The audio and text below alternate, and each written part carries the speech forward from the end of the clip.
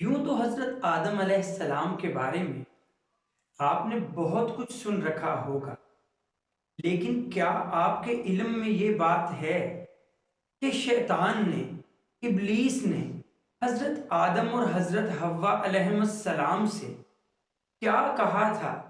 کیا ایسی باتیں کی تھیں کہ جو ان کو ورغلانے کا باعث بنی؟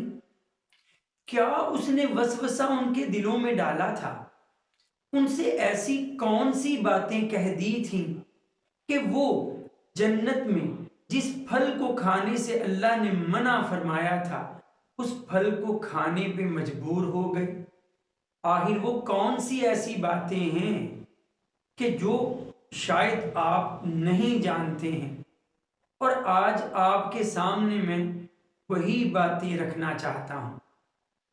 قرآن مجید میں اللہ تعالیٰ نے جہاں حضرت آدم علیہ السلام کی پیدائش کا ذکر فرمایا ہے، ان کی تخلیق کا ذکر فرمایا ہے، جہاں حضرت آدم و حوا علیہ السلام کو جنت میں ٹھہرائے جانے کا ذکر فرمایا ہے، وہیں پر اللہ تعالیٰ نے شیطان ابلیس کا بھی ذکر کیا ہے کہ وہ ایک ایسا فرد تھا، ایک ایسی شخصیت تھا کہ جس نے حضرت آدم اور حضرت حوا علیہ السلام کو پھسلایا، ورغلایا اور اللہ تعالیٰ کی نافرمانی کرنے پر اکسا دیا۔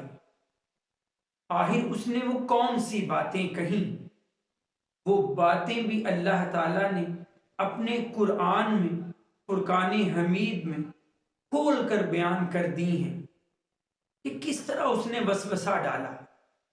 حضرت آدم کی تخلیق کا ذکر، انہیں جنت میں ٹھہرائے جانے کا ذکر اور شیطان کے ورغلانے کا ذکر سورہ بقرہ میں بھی ہے، سورہ اعراف میں بھی اس کی تفصیل موجود ہے، اور پھر سورہ طٰہٰ میں بھی آپ کو اس کا ذکر ملتا ہے۔ سورہ اعراف اور سورہ طٰہٰ میں تو ہمیں وہ باتیں بھی مل جاتی ہیں جو شیطان نے حضرت آدم و حوا علیہ السلام کے دل میں ڈالی تھی۔ اس نے وہ باتیں جو کہیں، ان میں سے پہلی بات اس نے یہ کہی کہ اے آدم و حوا علیہ السلام، کہ کیا تمہیں پتہ ہے کہ تمہیں اللہ نے یہ جنت کا پھل کھانے سے کیوں منع فرمایا ہے؟ اس لیے کہ کہیں تم فرشتے نہ بن جاؤ۔ پہلی بات ذرا غور کیجئے گا، ایک ایسی بات تھی کہ ہمارے تصور میں ہے کہ فرشتے تو کبھی اللہ کی نافرمانی ہی نہیں کرتے، وہ تو ہمیشہ نیکیاں ہی کرتے رہتے ہیں۔ تو پہلا ایک خوشنما وسوسہ دل میں یہ ڈالا کہ کہیں تم فرشتے نہ بن جاؤ، اور پھر تم سے کوئی غلطی ہی سرزد نہ ہو، تو تمہیں اللہ تعالیٰ نے اس لیے اس پھل کے کھانے سے روکا کہ اس پھل کو کھانے سے انسان فرشتہ بن جاتا ہے۔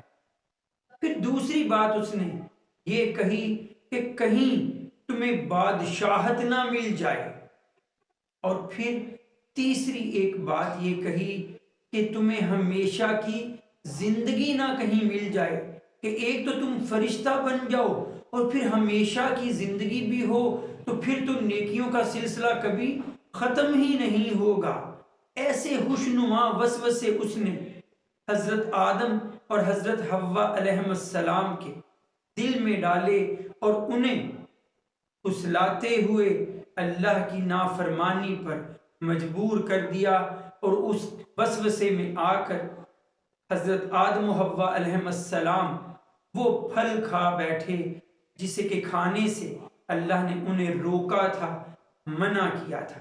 تو ہمیں بھی شیطان نے جو ہمارے ارد گرد خوشنما جال پھیلا رکھے ہیں دنیا میں، ان سے بچنا چاہیے کہ وہ ہمیشہ ہمیں پسند کی چیزیں خوشنما کر کے دکھاتا ہے، پھسلاتا ہے، بہکاتا ہے، اور اللہ کی نافرمانی کی طرف لے جاتا ہے۔ وآخر دعوانا ان الحمد للہ رب العالمین۔ السلام علیکم۔